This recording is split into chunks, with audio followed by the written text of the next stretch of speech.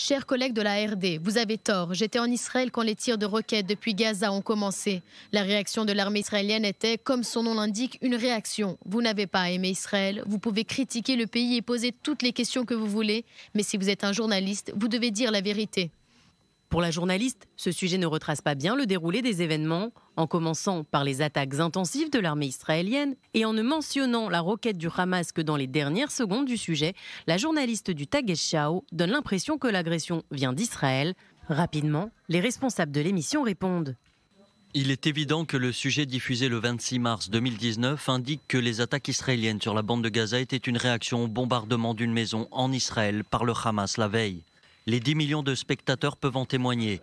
Dans le sujet de 28 secondes, il est dit « Lundi, un tir de roquette du Hamas avait détruit une maison en Israël ». Pour la journaliste allemande, même si on ne peut pas accuser le Tagesschau de propagande puisque les faits relatés sont corrects, on observe une subjectivité dans la façon de raconter les faits. Notamment l'ordre des événements, Andrea Kivel insinue que ses confrères auraient dû commencer par la roquette du Hamas, puis expliquer que Tsahal a réagi.